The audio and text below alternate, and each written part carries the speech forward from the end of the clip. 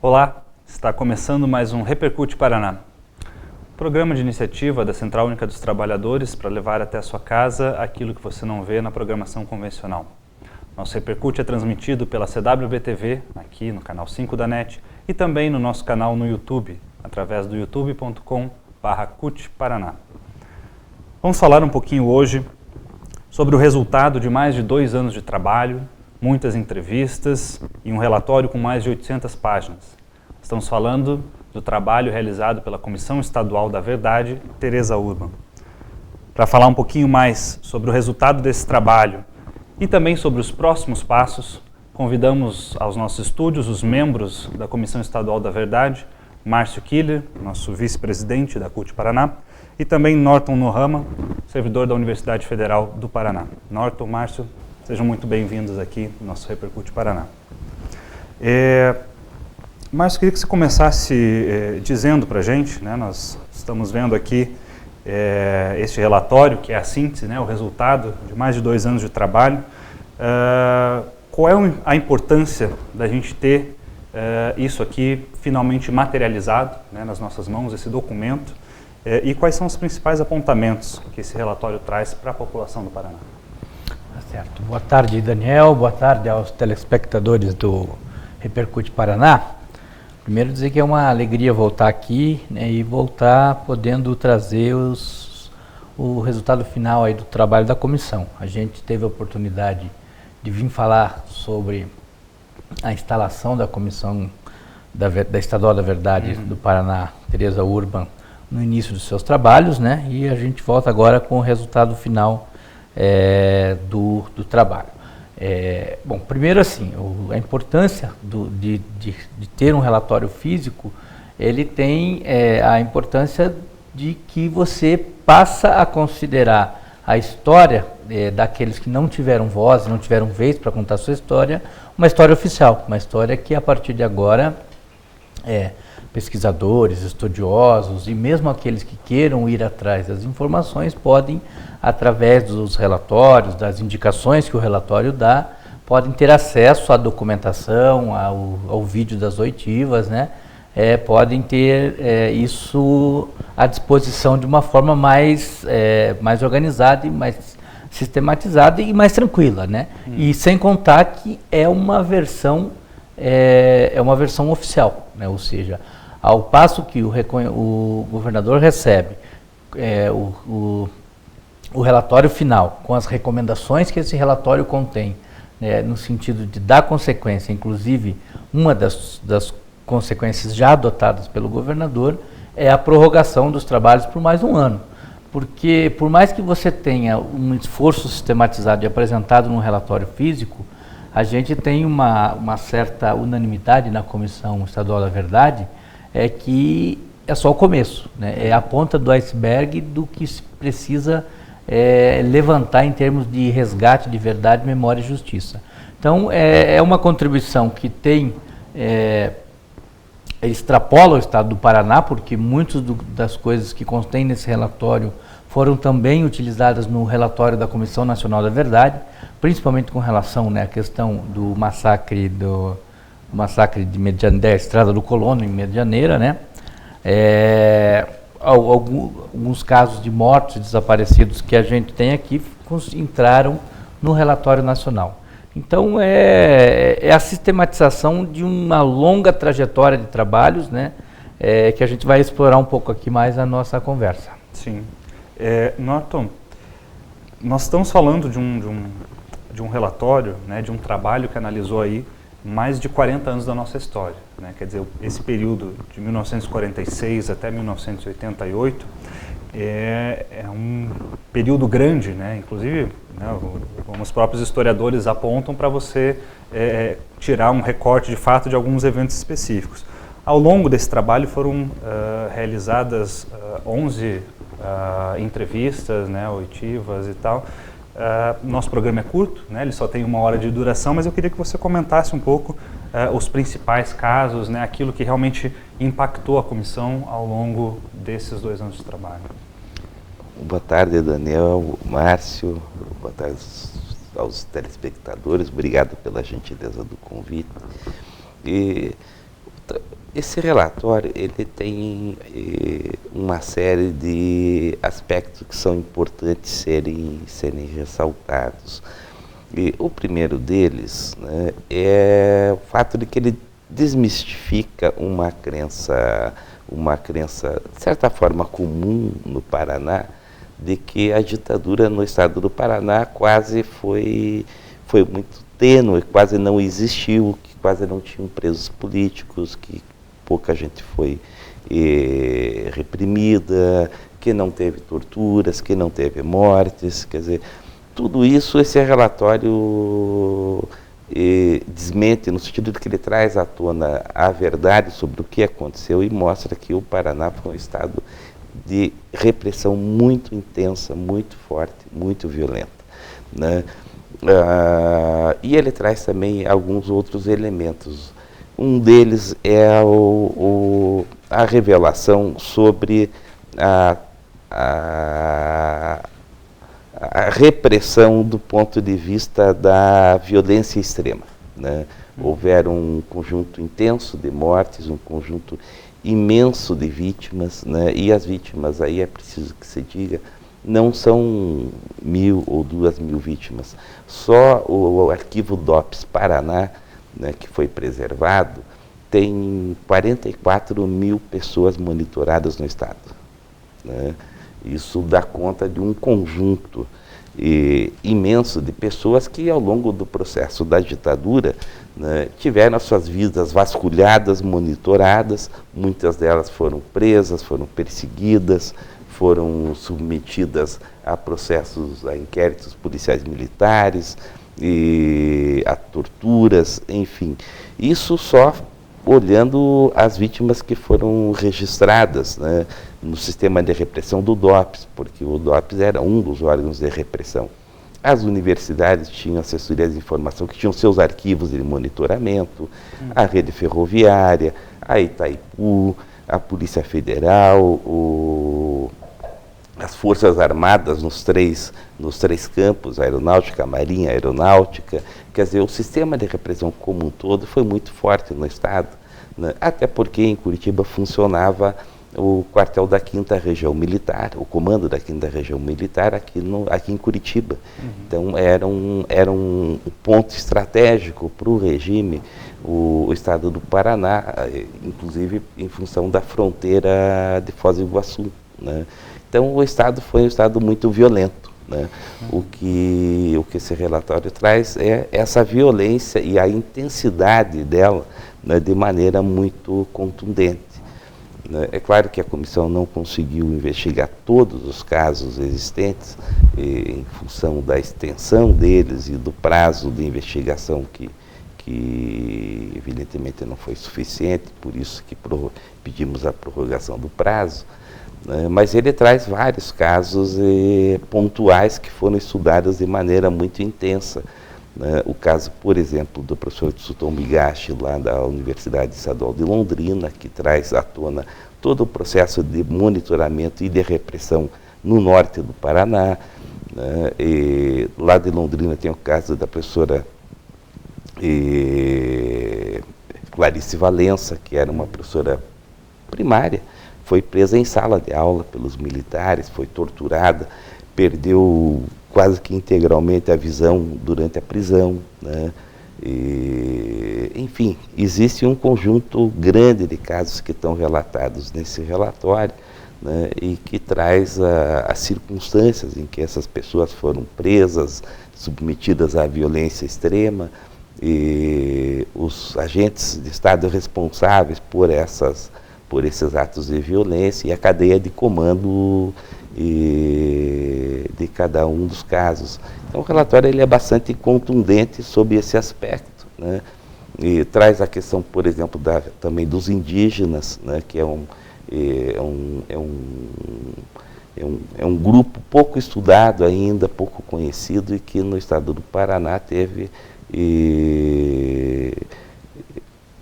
eventos de violência extrema, como é o caso dos índios Chetás, que foi investigado pelo grupo de trabalho do Dr. Olímpio de Sassoto Maior Neto, né, e que traz um conjunto de informações muito substantivas, né? Márcio, você participou também, né, de uma série de audiências públicas, né, acompanhou também uma série de oitivas e trabalhou especificamente no GT, que tratava sobre a repressão aos trabalhadores, né, e ao movimento sindical. Nessa perspectiva, qual foi a história que mais te surpreendeu? Olha, você tem diversos relatos, né, impressionantes, mas das oitivas que a gente participou, a gente passou a compreender a dinâmica da tortura, a dinâmica da repressão, a partir de uma outra perspectiva, não só da tortura física, mas também da tortura psicológica. Você pega, por exemplo, tem um relato de um dos depoentes que eu sempre cito e que esse me tocou de uma forma especial, que não é um relato de tortura física, mas é um relato de tortura psicológica, na minha opinião, muito grave. Ele relata que durante 10 anos, aproximadamente 10 anos, ele ficou clandestino, usou um codinome, né, era procurado pelas autoridades, pelos agentes da repressão, né, pelas autoridades da época, e não podia entrar em contato com a família.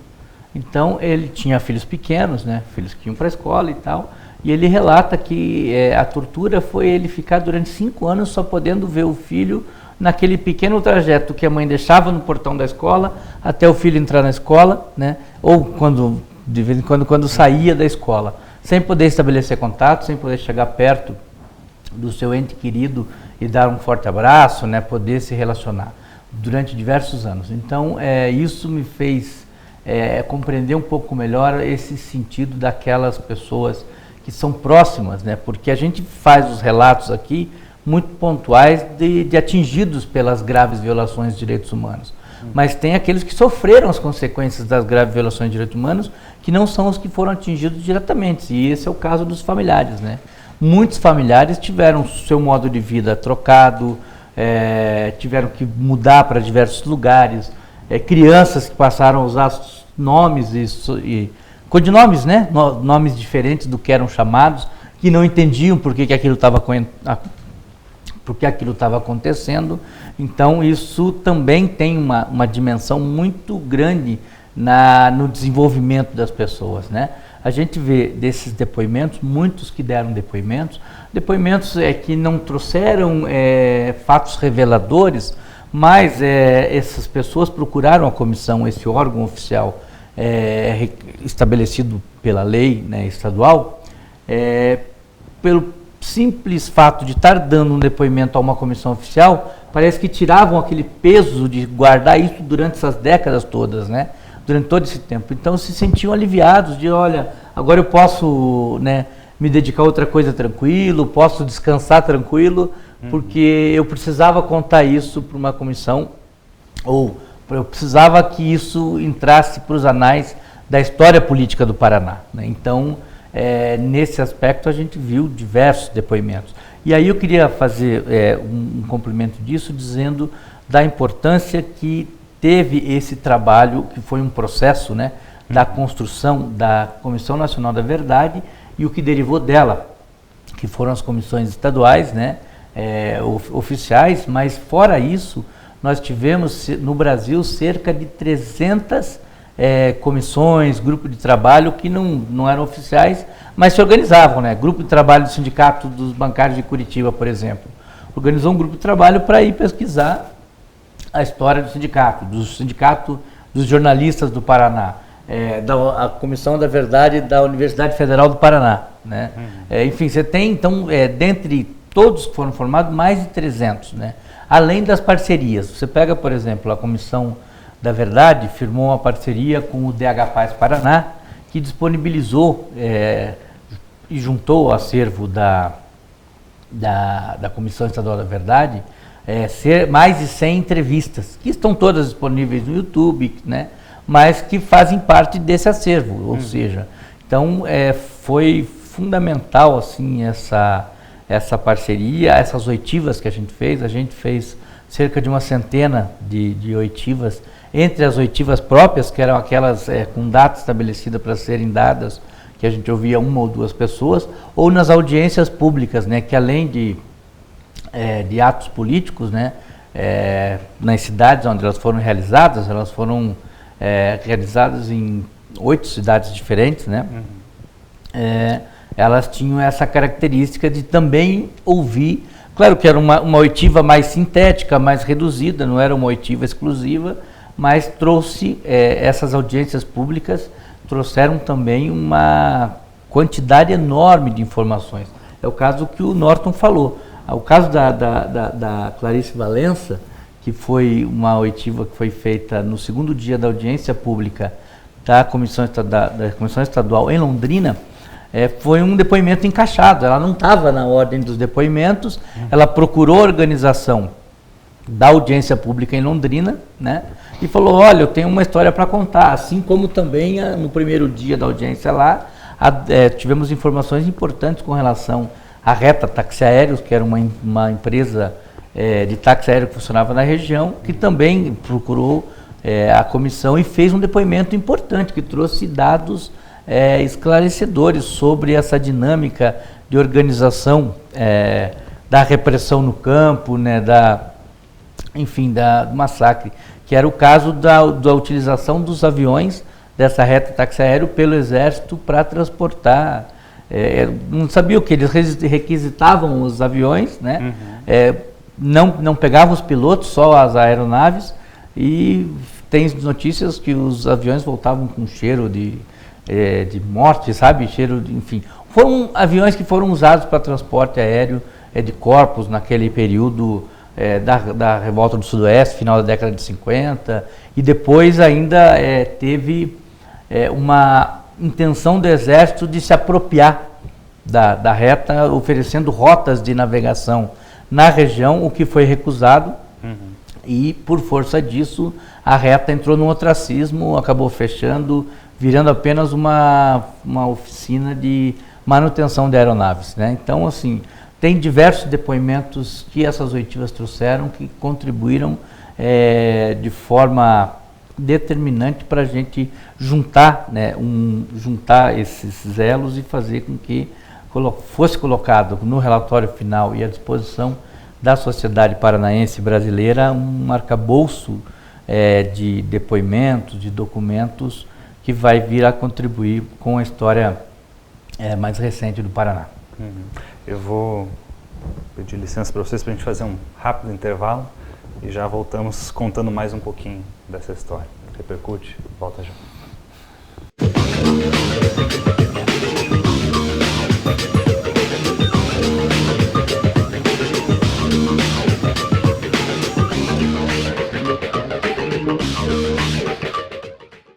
Eu estou aqui para falar sobre algo muito grave. Há no Congresso Nacional um projeto de lei que pretende regulamentar a terceirização do trabalho no Brasil. A terceirização acontece quando o trabalho de alguém é vendido por um intermediário que lucra com isso. O resultado é prejudicial para todos, pois os trabalhadores perdem direitos e garantias conquistados com anos de lutas. Você sabia que as maiores vítimas de acidentes de trabalho no Brasil são os trabalhadores terceirizados? Além disso, a terceirização existe para que a produção fique mais barata, o que pode acobertar o trabalho escravo. Há algo errado quando uma grande marca ou uma empresa rural resolve terceirizar suas atividades. Pense bem, não se engane. Atrás do discurso de modernização da indústria e do campo estão as piores formas de exploração do trabalho humano. A prática da terceirização pode estar associada a uma realidade muito mais sombria do que parece. Um produto na prateleira pode esconder uma triste realidade de exploração de um trabalhador. É este o Brasil que você quer para as futuras gerações? Eu digo não para a terceirização. Eu digo não para a terceirização. E você?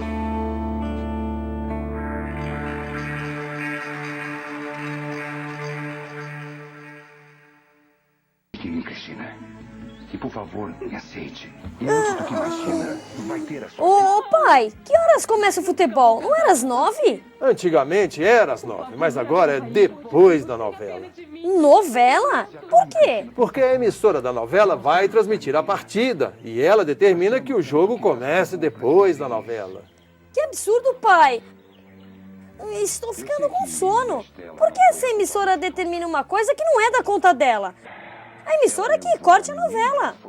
Pois é, filho, uma televisão não deveria determinar o horário do jogo. Mas determina, né, pai?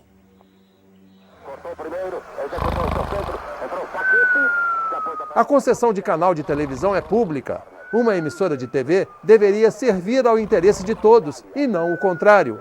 Por isso quero falar também.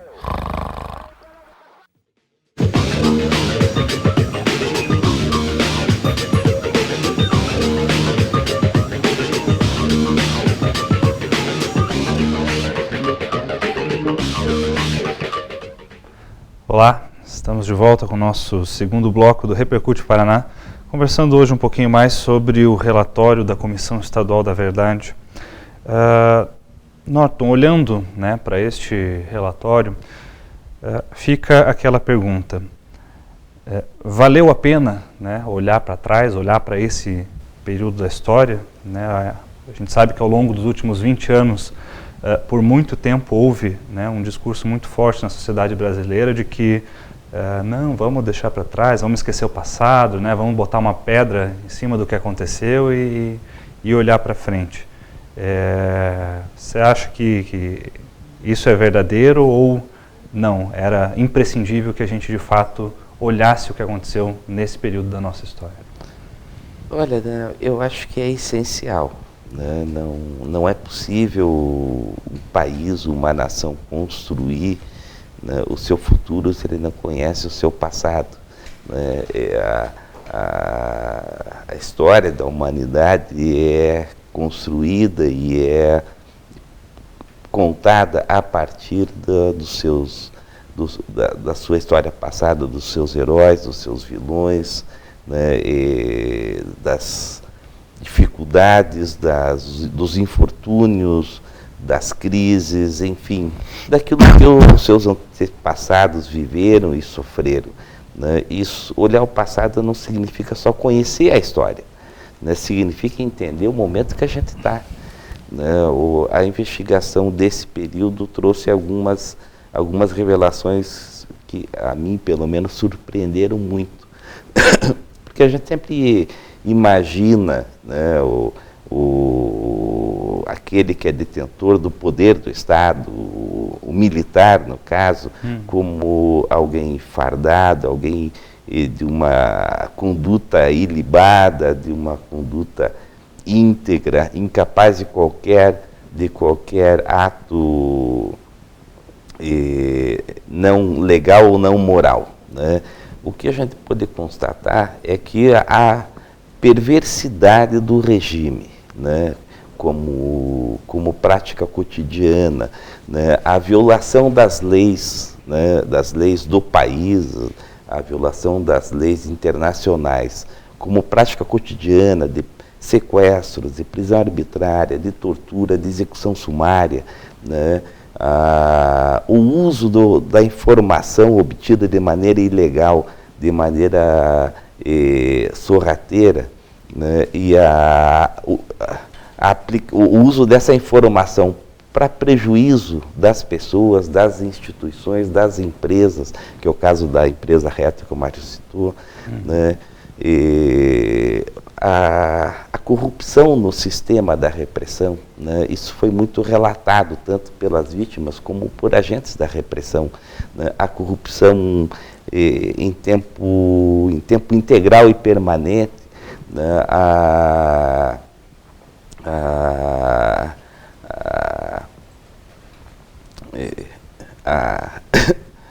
a violência extremada, usada como se fosse um campo de guerra. Né?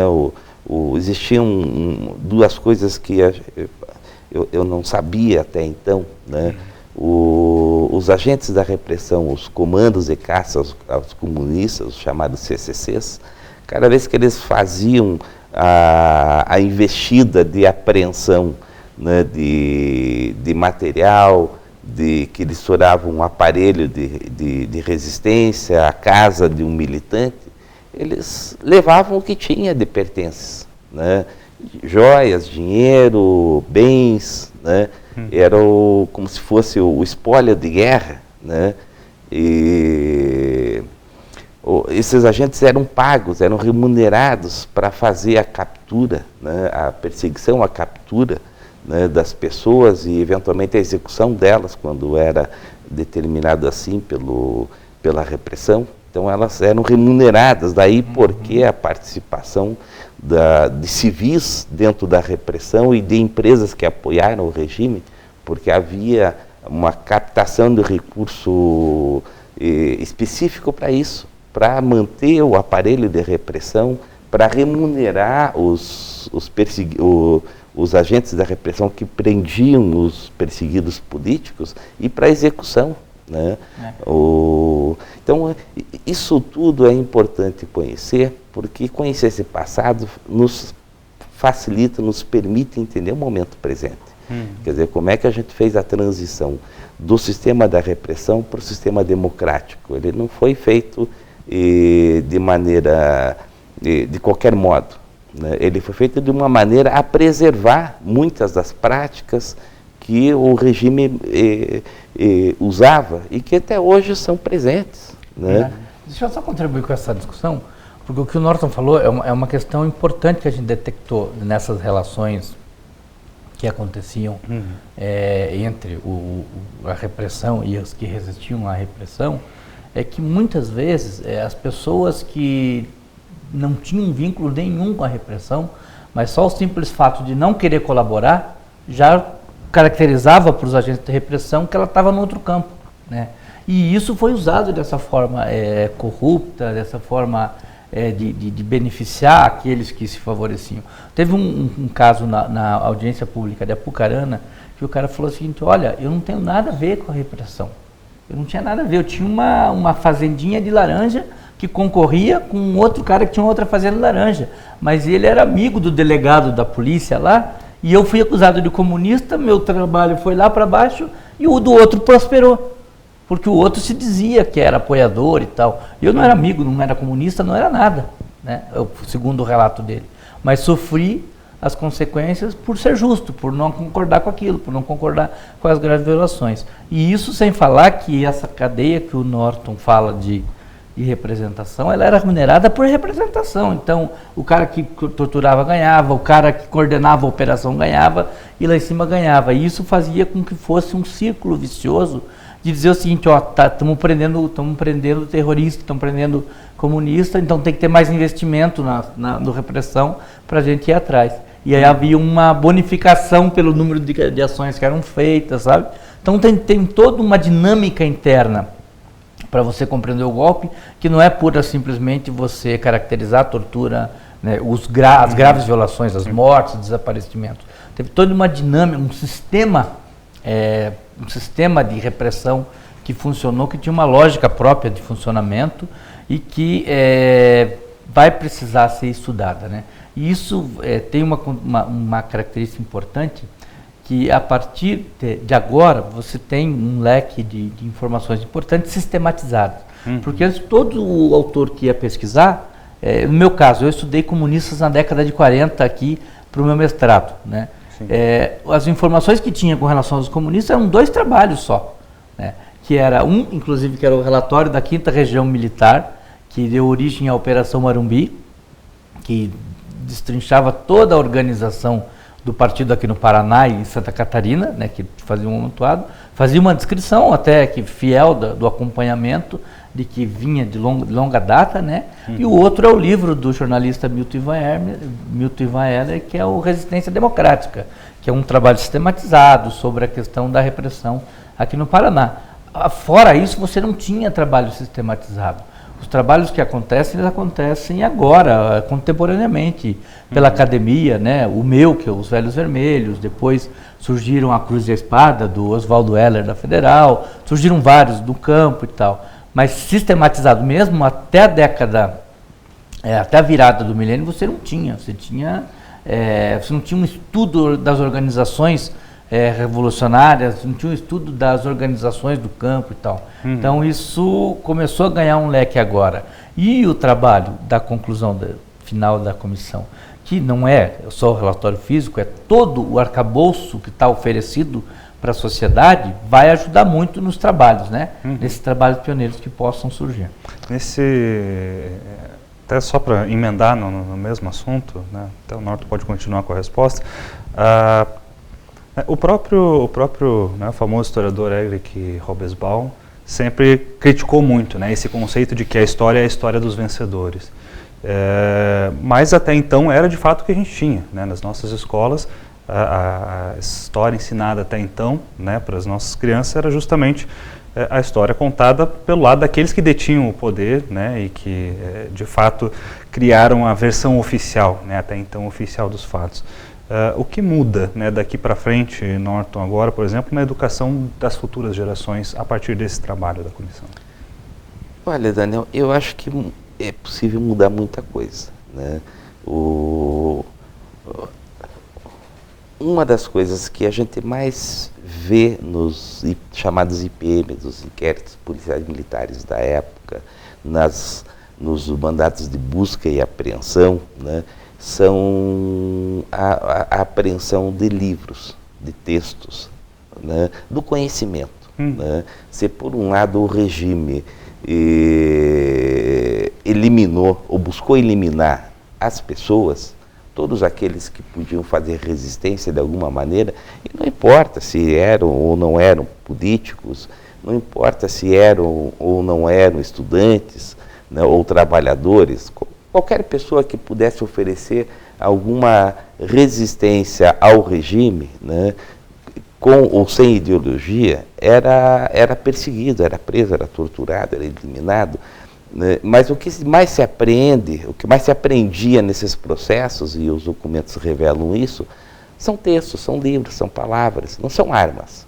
Né? A resistência quase não tinha grande condição de resistir do ponto de vista de um aparato militar. Resistiam com o pensamento. Né? As consequências disso para o presente são evidentes.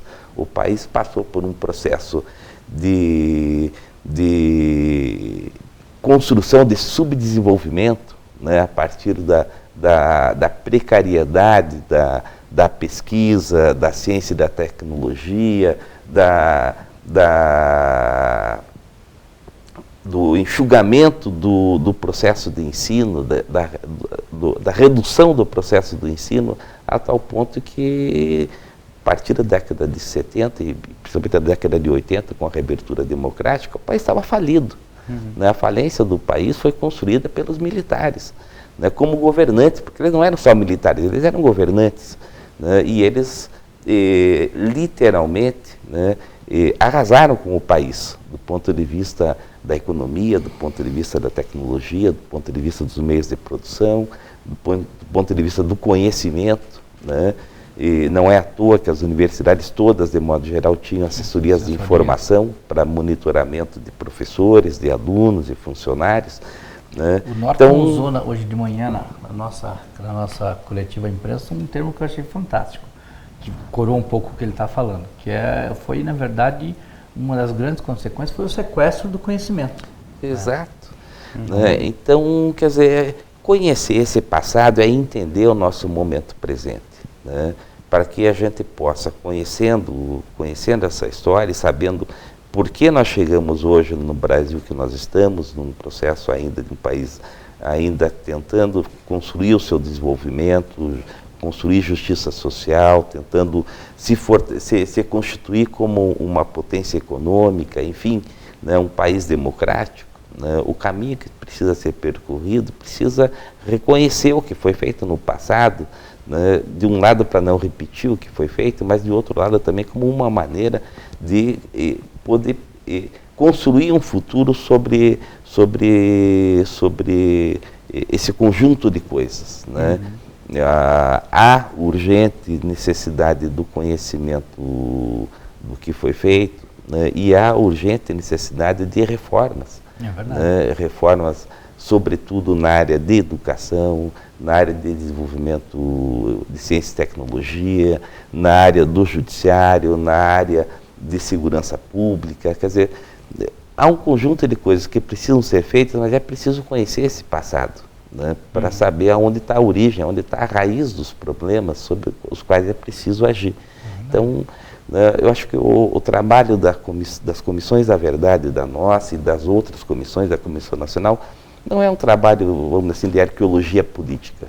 É um trabalho de conhecimento do passado do país, né, exatamente para que a gente possa entender o momento que a gente está vivendo e projetar, de fato, um futuro que possa se libertar de um conjunto de amarras que o próprio regime construiu e manteve dentro do processo de reabertura democrática. Não foi só a lei da anistia que ficou como uma herança errada, uma herança ruim do regime, né? Há um conjunto de consequências na educação, na ciência e tecnologia, no desenvolvimento econômico do país, né? Que a gente está vendo hoje, né? Mas as pessoas nem sempre têm condição, nem sempre fazem a ligação entre o momento de hoje e o passado. Verdade. Né? Eu queria também, nessa linha que o Norton fala, sobre essa questão de você resgatar esse passado, aos nossos sindicatos da CUT, nós fizemos um apelo que contassem essa história, que fizessem um levantamento, que passassem, né, para a gente que estava mais diretamente nos trabalhos, se houveram torturados, desaparecidos, mortos, se o sindicato sofreu ou não sofreu intervenção, se houve qualquer intervenção de qualquer natureza com relação aos nossos sindicatos. Eu queria aproveitar para reforçar isso, no sentido que a gente ganhou um fôlego aí com a prorrogação dos trabalhos, então solicitar que as nossas federações, sindicatos, que sofreram as graves violações e que não conseguiram nesse tempo ainda sistematizar e mandar para a gente, que mandem, que ainda há tempo para que a gente possa fazer uma complementação do que está nesse relatório, né, para que a gente possa de fato trazer a luz para essa repressão sobre essa repressão que os sindicatos viveram, porque os principais atingidos foram as pessoas, é claro, que sofreram, né, que foram afastados do seu trabalho, das famílias, mas as pessoas organizadas e as suas entidades também sofreram as consequências, né? Na decretação do golpe civil-militar do dia 1º de abril de 1964, tem um relato de fechamento de 706 entidades sindicais no Brasil, né? Diversas aqui no Paraná. Então, eu acho que para nós, e aproveitando esse canal que é o Repercute, que dialoga com os sindicatos, é importante e ainda há tempo para fazer essa contribuição no sentido do resgate da verdade, memória e justiça.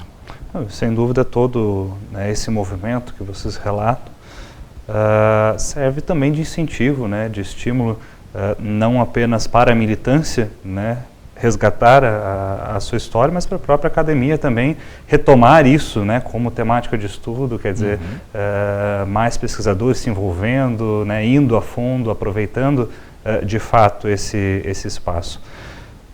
Vamos fazer mais um intervalo rapidinho e depois a gente volta para concluir o nosso Repercute Paraná. Repercute, volta já.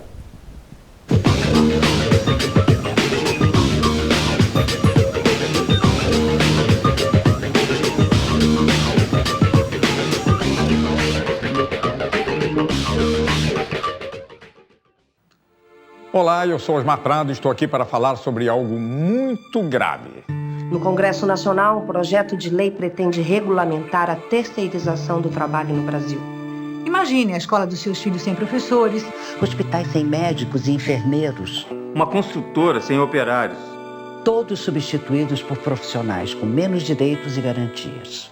A terceirização se dá quando o trabalho de alguém é vendido por um intermediário que lucra com isso. O projeto pretende autorizar essa prática de forma generalizada. O resultado será prejudicial a todos os brasileiros, pois os trabalhadores perderão direitos e garantias conquistados com anos de lutas. A proposta traz benefícios apenas para os empresários que usarão a mão de obra com custo baixo. Basta lembrar que os maiores índices de acidentes de trabalho que hoje ocorrem no Brasil atingem os trabalhadores terceirizados. Caso ocorra a aprovação desse projeto, teremos redução dos atuais salários e empresas sem empregados, pois todos serão terceirizados. A terceirização existe para que a produção fique mais barata, o que pode acobertar o trabalho escravo no Brasil. Não podemos permitir que poucos ganhem com o trabalho de milhões. Esse é o Brasil que você quer para as futuras gerações? Eu digo não. Eu digo não. Eu digo não. Não para a terceirização do trabalho. E você?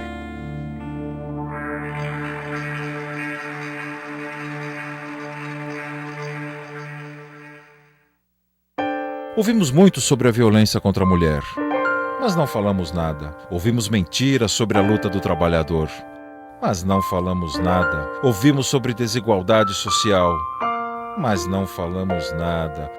Ouvimos sobre a falta de democracia nos meios de comunicação, mas não falamos nada. Ouvimos muito e não podemos falar. Espera aí, eu também quero falar. Comunicação para todos. Quero falar também.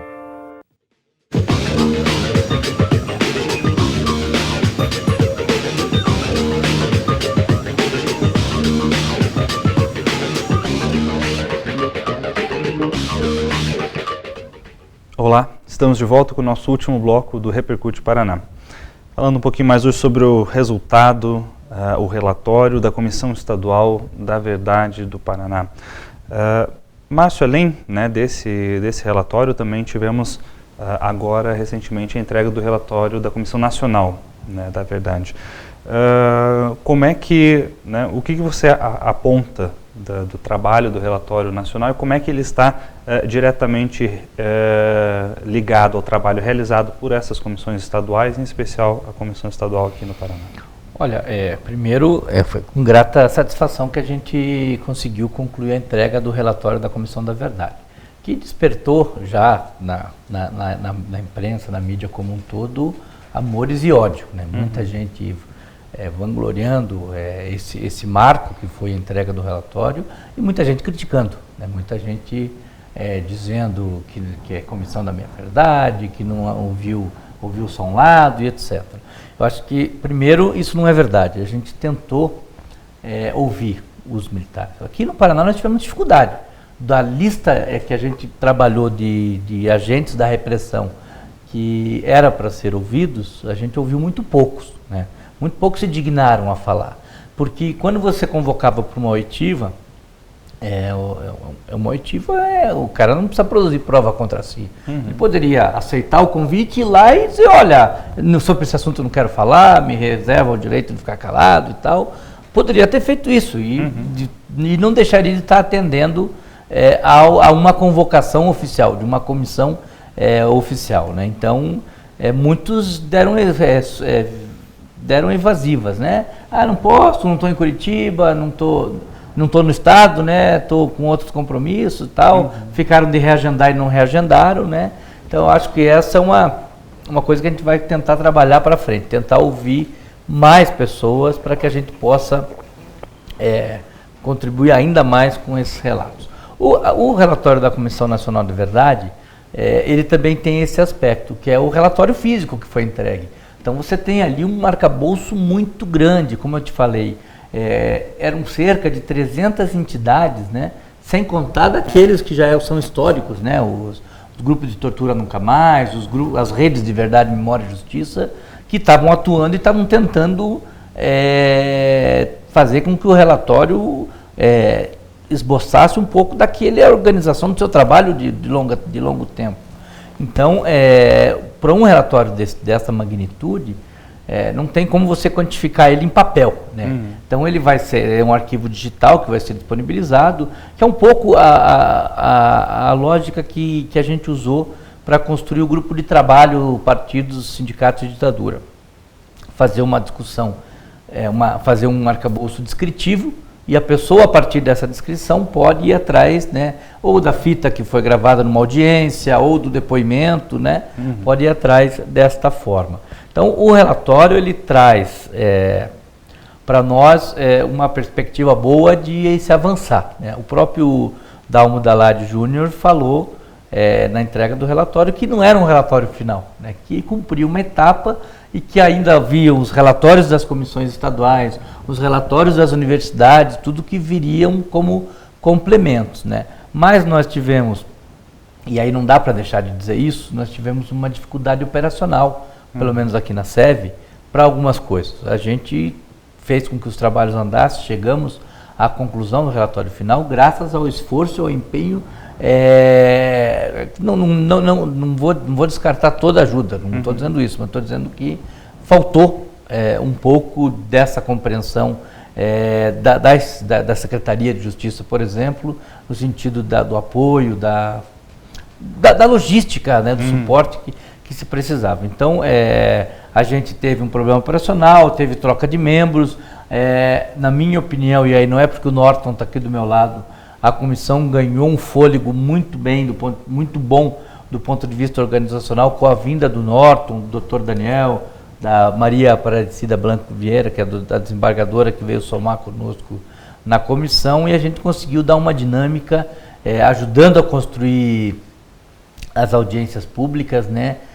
Das 11, nós temos 4 delas que o grupo de trabalho teve uma influência direta na organização.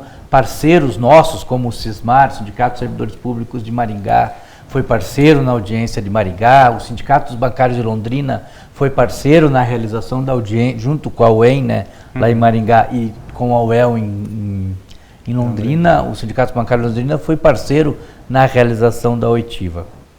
Então, eu acho que, só para fechar, a Comissão Nacional da Verdade, o relatório que a gente não teve oportunidade ainda de vê-lo como um todo, porque é uma coisa muito extensa, e se você pegar o que já está disponível, né, ele aponta para um avanço dessas descobertas.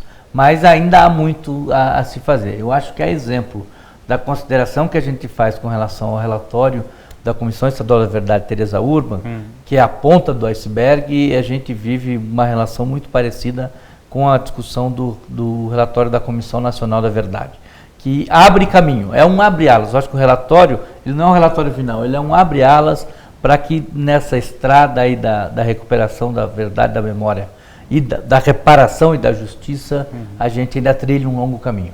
Agora, nesse sentido, Norton, além, né, desses pontos que o Márcio já levantou, quais são os próximos passos que a comissão está prevendo agora, né, pelo menos para esse próximo ano de trabalho? Olha, eu acho que tem 2 passos importantes a dar. Um deles, como a Márcia já ia dizendo, né, a necessidade da ampliação da investigação para os demais casos que não pudemos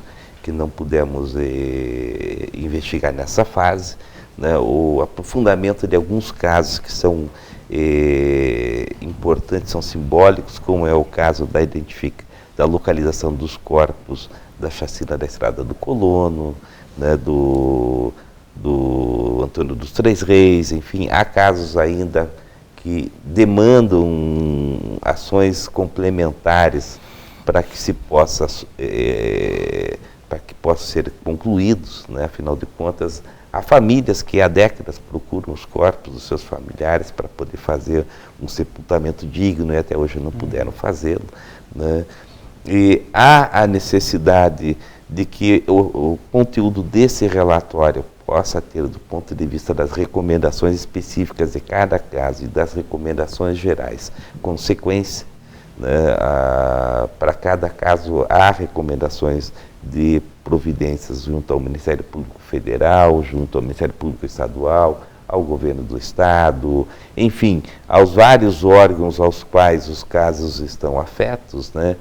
E o relatório traz as recomendações que precisarão ser implementadas, né? É claro que a comissão ela não tem caráter persecutório, então ela não vai executar as pessoas e não vai fazer um monitoramento disso, porque não lhe cabe esse papel, mas do ponto de vista da justiça, da implementação da justiça de transição, né, no qual se inclui inclusive a questão da lei de anistia, é preciso ter consequência. Então eu acho que temos 2 caminhos aí para a comissão. O primeiro deles é a implementação das recomendações que estão no relatório, né, que foi concluído nessa fase, e a segunda é o aprofundamento da investigação nos casos que ainda precisam ser solucionados em definitivo, né, e da investigação de vários outros casos que não puderam ser investigados nessa fase, visto que o conjunto da repressão do Estado foi muito maior e muito mais intenso do que eu acho que vários de nós imaginávamos no início do trabalho. Sim. E, para além disso, Márcio, além, né, do recado das entidades também, que eu acho importante, né, a gente aproveitar um espaço como esse, para a população em geral, né, para o telespectador que está em casa nos assistindo, né, o que vocês, como membros da Comissão Estadual da Verdade, podem dizer, o que as pessoas, né, que estão em casa podem fazer também nesse processo agora para colaborar, de fato, com os trabalhos da Comissão Estadual da Verdade? Olha, a gente tem essa etapa do relatório, ela já está disponível. Não sei se você consegue focar, está disponível aqui no site do Fórum, né? Inclusive fazer um registro da importância que teve o Fórum Paranaense de Resgate, Verdade, Memória e Justiça, do qual o Norton é um dos coordenadores, né? Desde o princípio, desde a articulação para a própria formação da Comissão Nacional da Verdade e a derivação dela, que foram as outras comissões, né, federal, estadual e assim por diante, né? Mas a gente já tem lá disponível e a gente está buscando saber mais relatos, né? Então, por exemplo, se você está nos ouvindo, teve alguém que sofreu as graves violações cometidas, né, pelos agentes da repressão, entre em contato conosco, entre em contato com a Comissão da Verdade Tereza Urban. Nós temos uma página no Facebook, que é Comissão Estadual da Verdade do Paraná Tereza Urban, né? Nos procure, nos provoque para que a gente possa ir atrás de mais dados, mais levantamento dessa história, que é importante porque a gente tem essa constatação. A gente fez um abre-alas, é a ponta do iceberg para a gente ir para frente. Então, qualquer contribuição é fundamental para que a gente possa avançar, né? Sem dúvida. Deixa aberto então no espaço, estamos chegando no final já do nosso programa. Queria agradecer a presença de vocês conosco, né, do Márcio mais uma vez aqui, né, falando sobre esse importante tema. Deixar um minuto para saudações finais do Norton e do Márcio. Bom, começo eu então. Bom, primeiro eu queria registrar de volta o agradecimento nosso da comissão pelo espaço, né, e sugerir a todos os paranaenses que busquem ler esse relatório. Né. A gente tem visto volta e meia algumas pessoas manifestando um certo saudosismo do período do regime militar, uma certa vontade de que se voltasse àquele período, né? E é importante que essas pessoas conheçam de fato o que aconteceu. Leiam o relatório da nossa comissão, o relatório da Comissão Nacional. Eles não são textos opinativos, né? Eles são relatórios que estão embasados em documentos produzidos pelo próprio regime, pelos testemunhos das pessoas, pelos testemunhos de militares. Quer dizer, eles são documentos de fato que encerram em si, né, muito conteúdo, muita informação sobre o período, sobre o regime, né, e as pessoas precisam conhecer para que elas, quando sentirem saudades do regime, saibam exatamente saudades do que eles estão sentindo, né? Não foi só a repressão, não foi só a perseguição a um grupo de pessoas, não foi só a punição a algumas pessoas, a alguns comunistas, né, como eram chamados, as pessoas que eram perseguidas, mas foi o Estado brasileiro, foi a nação, foi o país que perdeu, e perdeu muito sob vários aspectos. Então, é importante que as pessoas leiam o relatório, que as pessoas conheçam os fatos, que elas vejam as provas, que elas vejam os documentos que o próprio regime produziu, né? exatamente para que, em conhecendo, a gente não repita o que foi feito no passado. Né? Eu queria aproveitar então agradecer o espaço, né? Mais uma vez a gente junto aqui e com certeza vamos ainda estar bastante junto ano que vem. Aproveitar para desejar a todos os telespectadores do Repercute Paraná, a todos os nossos sindicatos e federações, um bom recesso, né? Um Feliz Natal, um bom Ano Novo e dizer que nós vamos ter muitas lutas pelas frentes, né? Mas mais uma vez, muito obrigado, Márcio, obrigado, Norton. Obrigado. Obrigado a você que nos assistiu, nos acompanhou até aqui. Mande suas dúvidas, suas críticas e sugestões para o nosso e-mail e até o próximo programa.